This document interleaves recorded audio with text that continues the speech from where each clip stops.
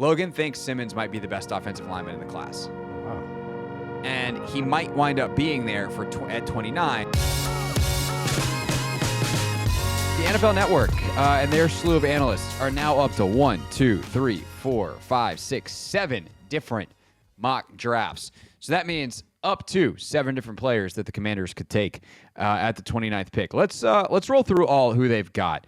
The first one is by Dan Parr, who is one of their content and draft strategy guys at NFL Network. Man, this is a lot harder to get to the Commanders pick than it was last year. Oh, you got to scroll, huh? A lot of scrolling. Then I go back up to the top, click to the next one, scroll back to the bottom. A lot of scrolling here on this laptop. And I think most of them are going offensive line. In this particular case, Josh Connerly Jr., the offensive tackle out of Oregon, is the pick.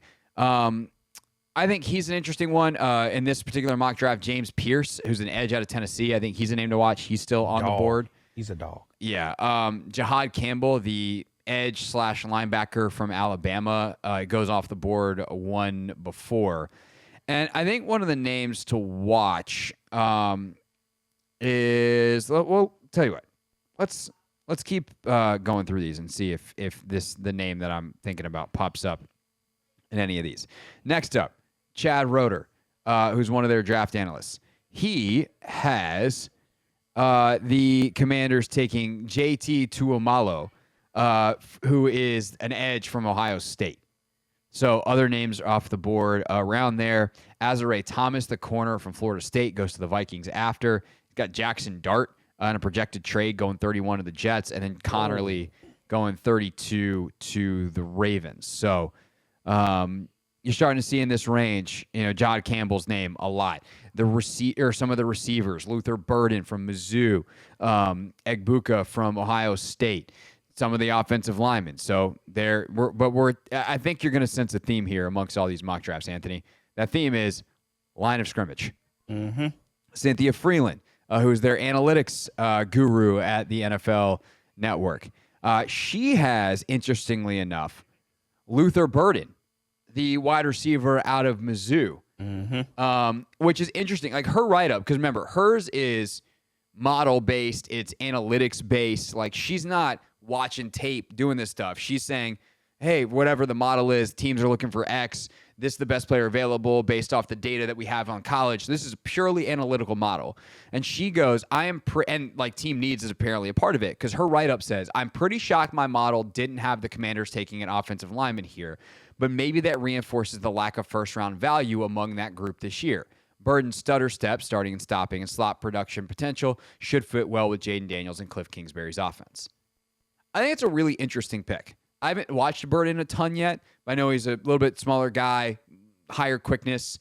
Like, they don't really have that body type. That's something we talked about at times last year. Like, Jamison Crowder would inconsistently fill that void, but Jamison doesn't really have a lot of long speed, and he's obviously he's like not even 5'11". He's like 5'9", 5'8". So not a ton of size.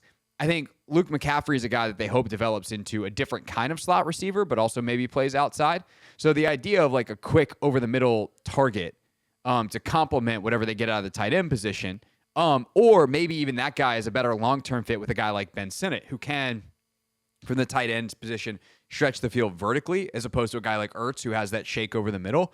I think that's an interesting pick. Definitely not where I'm looking for them to attack in round one, but if he's the best player available, he's the best player available. But does he fit their prototypical receiver? They're looking for big, strong, physical, can block. I feel like Luther Burden, when I've looked at him or seen him anyway, he sort of kind of reminds me of a Jahan Dotson to an extent. That is a great question. I have not watched him enough to have an answer on that. I would need to know how physical he is in the run game. I would need to know what kind of attitude, what kind of competitor he is. If he's going to, there's no way they're not drafting someone in the first round who doesn't have the commander tag. So he is nice, though. I will say that. Yeah. He is nice. But like, think of guys that are uber competitive and maybe a little undersized that they drafted last year. There's one that stands out. Mike Sanders still. If you got that dog in you and you're willing to do the work, they can get over some of the positional size stuff. Yeah. All right. Guy that we will probably talk to in a couple weeks at the NFL Combine. We had him on last year. Lance Zierlein.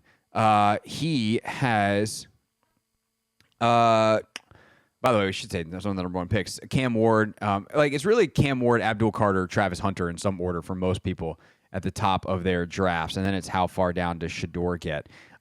This is the guy that I was hoping would pop up somewhere. Josh Simmons, offensive tackle out of Ohio State. I'm going to spoiler alert here for the next segment. Outside of Will Campbell, the LSU offensive tackle, and I apologize, including Will Campbell, Logan thinks Simmons might be the best offensive lineman in the class. Oh, wow. And he might wind up being there at 29 because he had a non-contact, really scary knee injury that caused him to miss basically the entire season. But if you can get that high upside guy and he becomes your starting left tackle for the next decade, and you either kick Coleman inside or kick Coleman to the right side and kick Wiley out, however you want to reshuffle the deck there, that's a good plan. High upside, trust your medical staff to get things right. But Josh Simmons is the name that I need to now go watch him. Although I feel very silly watching O-line play. I'm like, yeah, whatever you say, Logan. You were basically an offensive lineman in your career, the blocking tight end. But from a like big time athletic profile, like he's the guy. All these other guys, they're potentially good tackles, guard potential, like potentially really good guards. But Simmons is the guy that, according to Logan, he thinks he's got the highest upside of this entire group.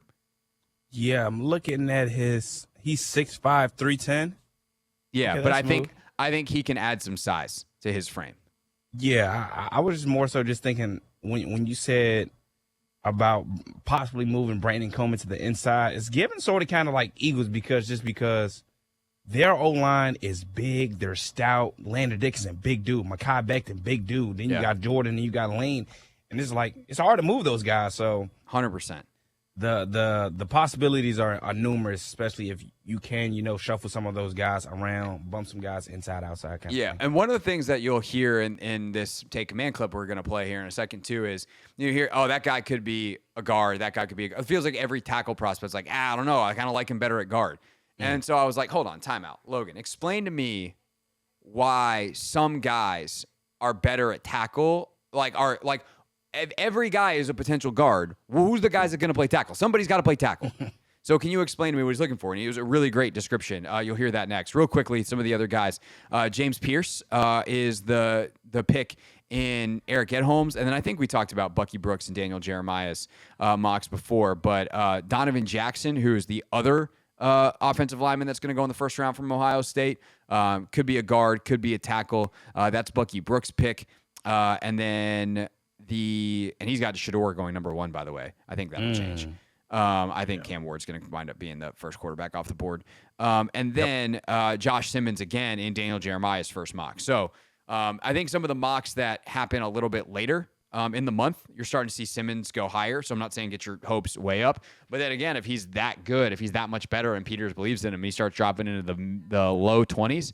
Getting from 29 to 23 is not that hard. Getting from 29 to 13, that's a different story. 29 to 8, that's a different story. But 29 to 23, you can make that happen. Add in like a 4th or a 5th.